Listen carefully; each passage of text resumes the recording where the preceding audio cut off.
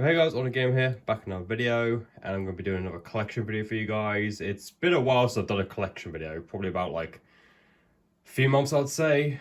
I miss doing these, so I decided I would do another one today, and it's another game console game collection, I guess, where I show you guys every game I have for a particular system.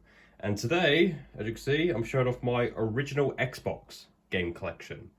Now, I did show off my Xbox games like during COVID, I think, so it's been a long time. And truth be told, I haven't really bought much for the original Xbox since then. It's one of those systems that I feel like I'm kind of satisfied with what I've already got, you know? I very, very rarely ever pick up original Xbox stuff, to be honest. And it's nothing against the actual system itself or anything. It's just that, I don't know, I'm just happy with what I've already got. But yeah, not the biggest collection in the world, only about like 35 games or so. Well, technically 36, but one's actually a duplicate. Yeah, it's a system that I really enjoy, but the problem is my actual original Xbox, which is in my wardrobe, doesn't work anymore, which is why it's sitting in here. This was originally my dad's. He had, like, no joke, like 4 of these at one point. The original Xboxes are quite infamous for like failing a lot of times. And yeah, and this one just flat out just doesn't even turn on anymore. Which is such a shame. I know a lot of original Xbox games you can play on like the 360 now, and like the Xbox One and whatnot. But for the handful of games that aren't like backwards compatible, I basically can't play them at all, which really sucks because not every original Xbox game works on the 360.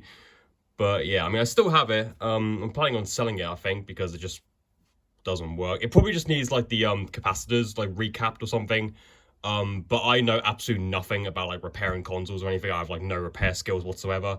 So for the time being, it's just gonna sit in here until I finally figure out like what to do with it. So like I said before, I've only got about 35 games for the original Xbox. I'll try and make this video as short as I can.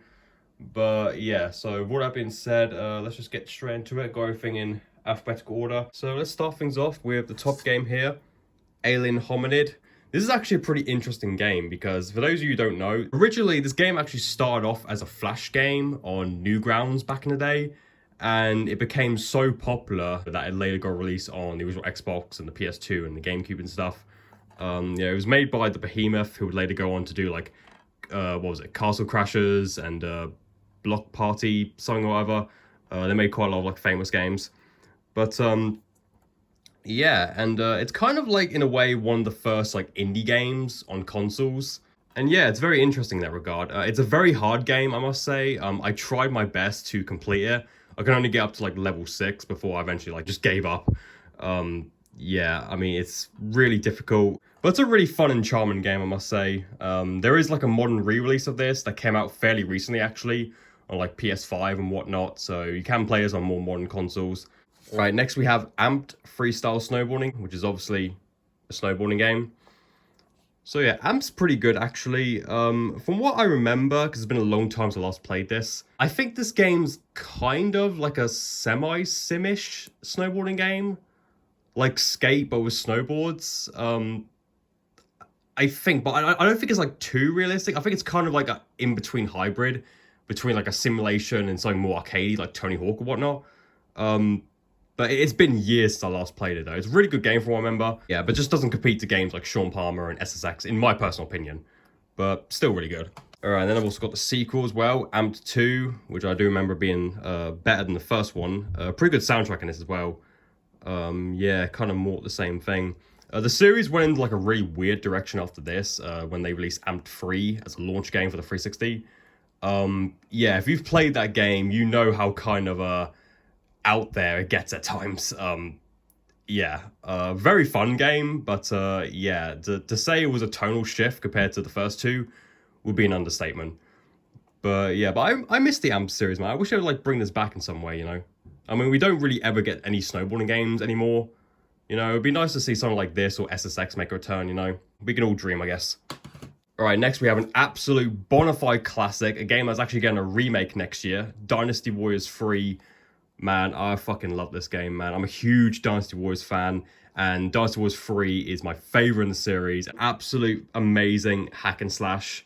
I mean, it's a lot more basic compared to like some of the later games, but I kind of prefer that, actually. I kind of prefer the earlier, like more simple, like, you know, Dynasty Warriors games, where they felt more just like 3D beat 'em ups, you know. They're just really, really fun and addictive. And yeah, like I mentioned, this game's getting a remake next year in March. Dynasty Wars 3 Complete Edition Remastered. So yeah, I'm really, really looking forward to playing that. All right, and then I've also got Dynasty Wars 4 as well. This one, I'll be honest, I actually haven't played on the original Xbox. I played on the PS2, but I haven't played the Xbox version yet. This is a game that I got like a few months back. So yeah, Dynasty Wars 4, I remember being pretty good, but always being kind of disappointed with it. And I'm not entirely sure why. I just remember it being kind of a letdown. Still a really good game though. And one that I really would like to replay at some point to see if like my opinion changes. There's also Dynasty Wars 5 on the original Xbox as well, which I don't have, but I would like to get at some point to complete the set for the original Xbox. There was only 3 that came out in that system. But yeah, Dynasty Wars 4, still really good. Alright, next up is Far Cry Instincts. This is actually the first Far Cry game that ever released on consoles, believe it or not. And yeah, it's kind of like semi-based on Far Cry 1. I mean, it takes place in the same universe as Far Cry 1, but it's a completely different game. It's not like a port or anything. It's very much its own thing, made specifically for consoles. And I think it's really good. It's not like as open-ended as the later games. It's a lot more linear. But I think this is an underrated gem, personally. In fact, I even included this in one of my recent videos where I talked about, you know, I did like a top 10 of what I thought were the most underrated games. And yeah, and I had this in there. The 360 version is better, Instincts Predator, which you can play on like modern systems. But yeah, if you're a Far Cry fan, I'd recommend like checking out Instincts. It's pretty good. And I've also got like its expansion as well, Instincts Evolution. It's basically just more the same. It adds like more weapons and whatnot. Also, I forgot to mention, in Instinct, you get like these like feral abilities and stuff, where you can like uppercut enemies with your claws, and you've got like night vision and whatnot. Yeah, it's compared to the later Far Cry's, it's very different. But like I said, I mean, I think it's really good personally. As different as it is, I loved Instincts games personally. All right, next up we have Forza Motorsport. This is the very first Forza game. I like Forza Motorsport, but I was more into like Forza Horizon stuff. Like Horizon 2 specifically is my favorite in the series. I never really got, same with Gran Turismo, I never really got too into like the simulation racing games. I mean, they're good for what they are, but you know, I prefer like the open world nature and stuff of Horizon, but that's just me personally. But yeah, decent game though, still. All right, this is a game that obviously needs absolutely no introduction. Grand Theft Auto 3, I mean, what can I say about this? This is GTA 3. Comes in this like cool like cover, as you can see. Originally, this came part of a double pack with Vice City as well. Got both games together. And yeah, they got like custom artwork. Although it is weird that they don't say Xbox at the top or anything. It says on the side, but not the top for some reason. Don't know why. But yeah, GTA 3, I mean, what can you say about this game? I mean, it absolutely revolutionized like just gaming in general. And yeah, I mean, obviously it wasn't the first like open world sandbox game like this. There was obviously games like Driver 2 and stuff that came before. But still, like GTA 3, what a game. Probably my favorite GTA, I would say, which I know may be crazy for a lot of people to say, but I know the later ones are like a lot better. But I don't know, there's just something about GTA 3 that I always go back to this one more than like Vice City and stuff. And I don't know why, man. Just this game still, to this day, as janky as it is, you still have a lot of fun with it, man. I love this game still. All right, and then I've got the other GTAs as well. Here's Vice City, which like I said before, was part of the double pack with GTA 3 as well. So yeah, I also got this custom cover art as well. So Vice City is probably, I would say, maybe the best of the 3D trilogy. It's hard to say because all 3 of them are so good, man. 3 Vice City and San Andreas are so good. It's hard to say definitively which one is the best. I think this one has like the best atmosphere. Like it really captures that 80s vibe like just perfectly. And I mean the soundtrack, oh my goodness, the soundtrack is absolutely phenomenal in this game. It really is. And in the Xbox versions, you can even have like your own custom soundtrack. If you've got songs ripped to your hard drive from like a CD or something, you can actually play them like through the radio stations, which is such a neat feature, especially for the time. Yeah, what can I say, man? Vice City, absolute classic. If you haven't played it, what's wrong with you? And of course, to end it off, we have San Andreas as well, which again, what more do I need to say? Absolutely iconic game. I've never actually played the original Xbox version, truth be told. I've owned this for like 3 years. I've never played this specific version. I played it on the PS2 and even the 360, the weird like mobile version that they did. But I never actually played the original Xbox one. All right, next up we have GoldenEye Rogue Agent. Yeah, remember this one? GoldenEye's weird like cousin. So this was interesting. You know, this was during the time when EA had the rights to like the James Bond license and whatnot. The only reason why it's called GoldenEye is because the main character you play as literally has a golden eye. Like, I'm not kidding. That is literally the only reason, and because of obviously the legacy of GoldenEye on the N64. That's the only reason why it's called GoldenEye. It has nothing to do with the actual film GoldenEye. Yeah, it's got a lot of the classic Bond villains in it and stuff, but it's just so mediocre, man. I mean, there's nothing really to it. I mean, honestly, the 2010 GoldenEye game is a lot better than this, even though that's mainly just like a Call of Duty clone, but it's way better than Rogue Agent. Like, it really, really is. All right, next up we have Gun, one of my absolute favorite games of the 6th generation, made by my favorite game developer of all time, Neversoft. Yeah, if you haven't played Gun, I highly, highly recommend you do. It's basically kind of like the 6th gen equivalent of Red Dead Redemption. Yeah, it's a third-person action open world Western game, and it's really, really damn good. They need to like remaster or just whatever. I'll take a port of this game on modern consoles, man. I really want to see Gun come back in some form, even if it's just like a PS2 emulated version on PS4 and 5. I really want to see this game on modern consoles because it is such a damn good game, man. It really is. And if you're a fan of Westerns, it's a must play. It's kind of janky in some regards. I mean, it is a 6th gen game after all, but still, if you like Red Dead Redemption stuff, you should check this game out because it's basically kind of like the predecessor to it. Do I need to say anything about this next game here? Halo Combat Evolved. I mean, this was the game that most people brought an original Xbox for. You know, obviously the launch game that sold people on the Xbox day one. Although Halo is obviously not as big now as it was back in the day, and we very rarely even see new Halo games now. It's pretty much illegal to have an Xbox collection and not have at least one Halo game, you know. And of course, as well, I've also got Halo 2. You know, this is actually the best-selling game on the original Xbox, and obviously had like a huge amount of hype leading up to it. And yeah, I mean, obviously, just another absolutely legendary game. I don't have the what was it, like the multiplayer map pack that also came out for the original Xbox as well for Halo 2. I'm not entirely sure if you could still play that now because that's mainly just like for Xbox Live stuff, I think. I don't know if there's any like offline maps that you can play. I could be wrong on that. The next up we have Lego Star Wars 2, the original trilogy. I used to have the first game on the original Xbox a long time ago, but I ultimately sold it and I'm not entirely sure why. I still have it for the PS2, but yeah, Lego Star Wars 2 is probably my favorite Lego game of all time, actually. I just bought this game the other day, actually, on my PS4.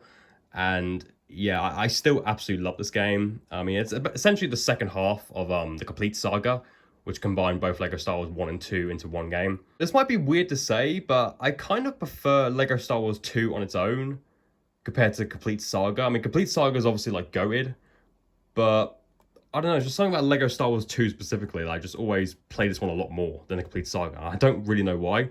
All right, next up we have Need for Speed Underground 2. Obviously another classic from the 6th gen era. I didn't really play it that much, to be honest. I was never really the biggest Need for Speed fan. I mean, I like quite a lot of the games, but I never really like sunk too much time into any of them, I'm gonna be honest. And in fact, I think I played the Burnout 3 demo that was in this more than the actual game itself. Because I remember playing that demo a lot on this. There was a demo of Burnout 3 Takedown. I do prefer Burnout... What's going on with my lights? Anyway, yeah, I do actually prefer Burnout to Need for Speed.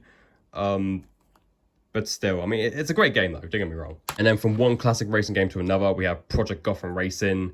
This was like Microsoft's exclusive racing series for a little while until it was replaced with Forza in the 360 era. Yeah, Project Gotham Racing's really good actually. I've played all the games. I think 3 is probably my favorite. It's a more arcadey racer than something like Forza Motorsport. I wish they'd bring this series back in some way, you know, because we haven't seen a new one since like 2007. All right, next we have Return to Castle Wolfenstein, Tides of War. Yeah, I'll be honest, I haven't played this game, at least on the Xbox. I used to have on the PS2 like 14 years ago. It was forever ago now. I barely remember anything about it. This was like the weird in between Wolfenstein game, between Wolfenstein 3D and like the New Order. I mean, there was also a 2009 game and stuff, but this actually has Wolfenstein 3D on it on the Xbox version. You can actually play it as an unlockable in this.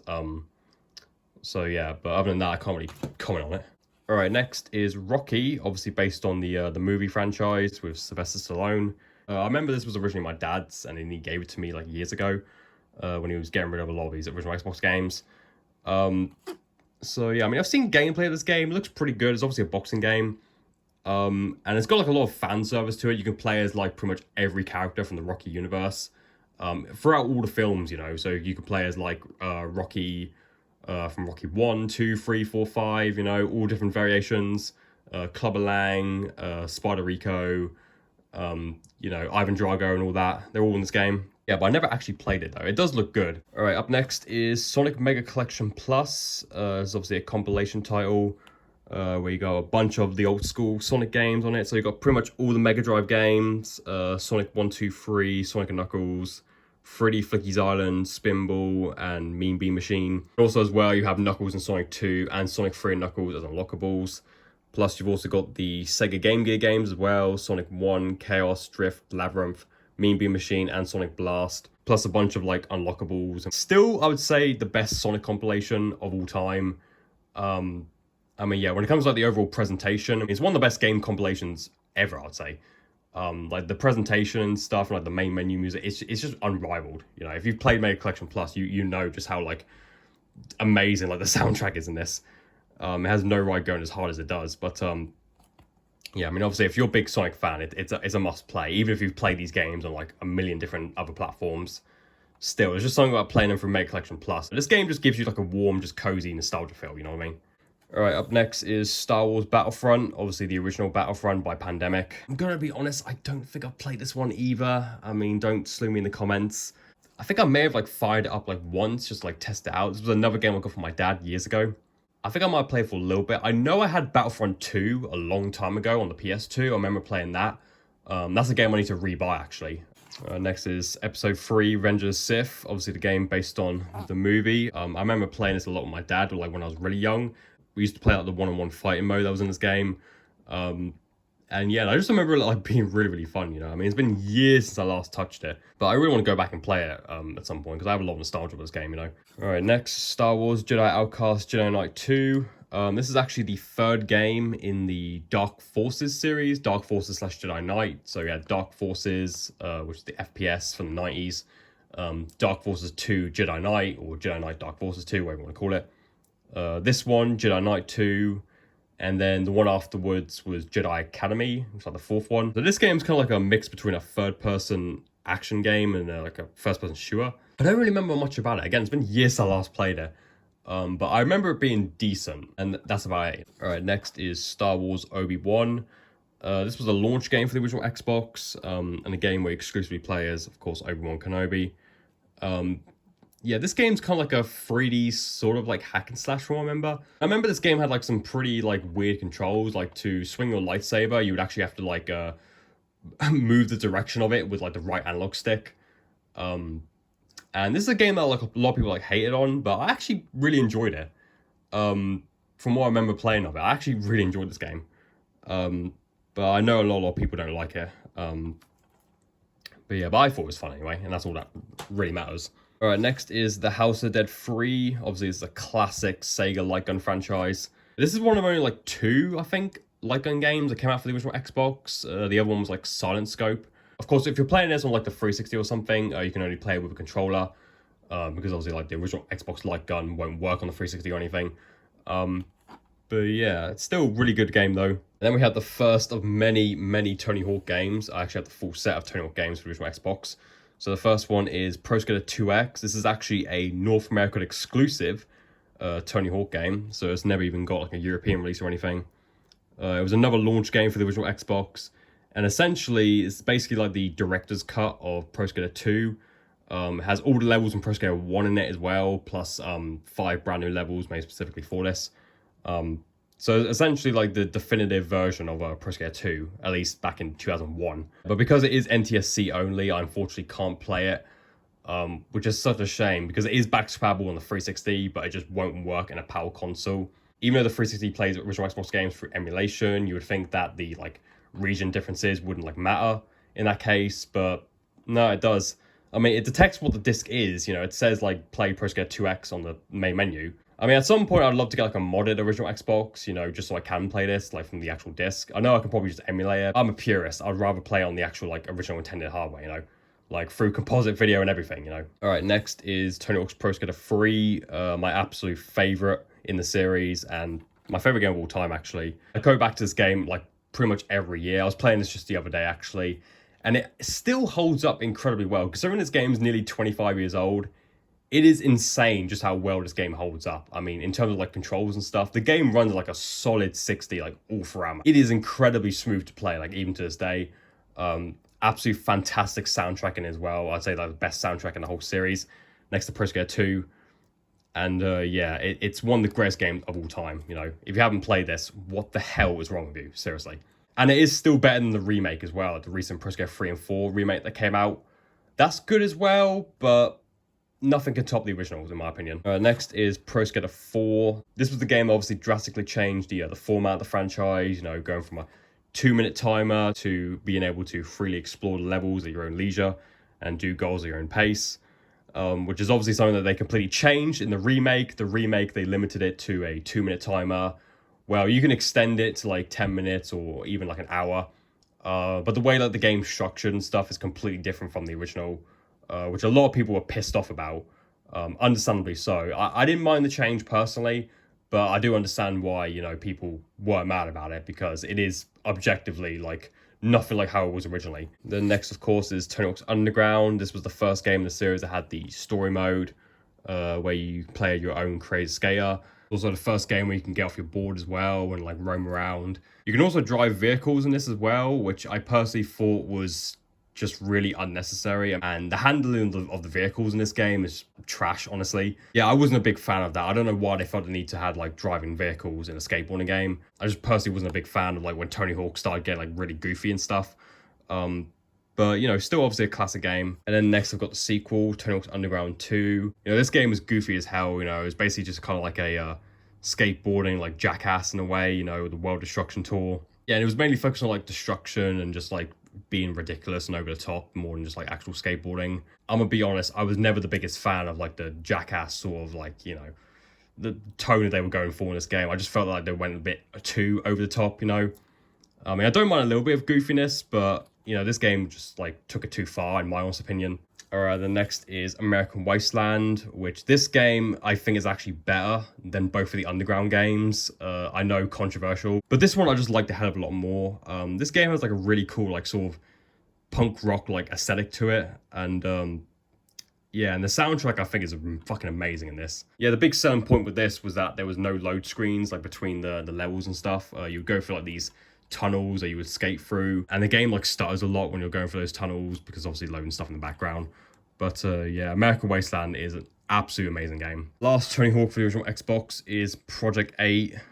This one, at least on the original Xbox, just wasn't that particularly great, I'm going to be honest. I mean, this game was mainly developed for like the 360 and stuff in mind, like the main version of the game, and like Sharper Games like downported that to the original Xbox and PS2. I mean, it's serviceable for what it is, but it's nowhere near as good as the actual like proper Project 8 on like 7th gen systems. You know, it's the downgraded port, and yeah, it runs on like the American Wasteland engine. You're better off just playing the 360 version, honestly. All right, up next is Top Spin, which is obviously a tennis game. I really like the Top Spin games, and I like tennis games in general. Although I do prefer like virtual tennis over Top Spin, but these games are still pretty good. I mean, not really a whole lot to say. I mean, it is just like a tennis game after all. And I think some of the later ones are a lot better than the first one.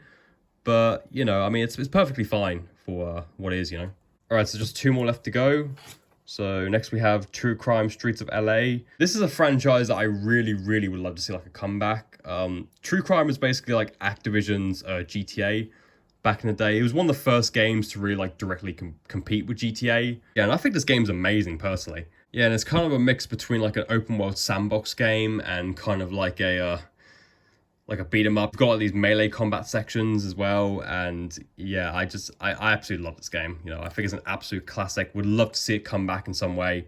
Same for its sequel as well, True Crime New York City, which I don't think was as good as the original in my personal opinion, but still pretty decent. Never got too far on this one though, unlike the first one.